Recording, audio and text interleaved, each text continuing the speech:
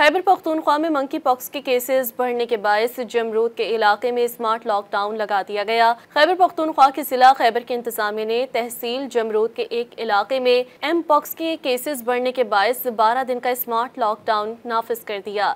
Deputy commissioner retired captain Bilal Shahid Rao की तरफ से जारी करदा नोटिफिकेशन के मुताबिक खैबर की जिलाई इंतजामिया ने गंडी के पंप हाउस के इलाके में स्मार्ट लॉकडाउन नाफिज करते हुए तमाम दाखिली और खारिजी रास्तों को सील कर दिया है। नोटिफिकेशन में कहा गया है कि इस फैसले का मकसद कम्युनिटी में वायरस की मजीद मुंतकली को रोकना है। लॉकडाउन के दौरान सिर्फ ज़रूरी खदमात को काम करने की इजाज़त होगी, जिनमें kirana stores, pharmacy, general stores, tandoor और हंगामी खदमात शामिल हैं।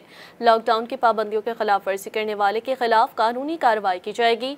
नोटिफिकेशन में इलाका मकीनों को कहा गया है कि वो सेहत की टीमों के साथ ताउन करें, सेहत के रहनुमा खतूत पर अमल करें और किसी भी गैर ज़रूरी नकलो हरकत से गुरेज करें। मंकी पॉक्स वायरस की वजह से होने वाली बीमारी फ्लू जैसी अलामात और पीप से भरे जख्मों का बायस बनती है। ये अलामात आमतौर पर हल्की होती हैं, लेकिन बच्चों, हामला खवातीन और कमज़ोर मदाफ़ती निज़ाम वाले अफराद जैसे कि HIV वाले अफराद में पेचीदगियाँ बढ़ने का खतरा होता है।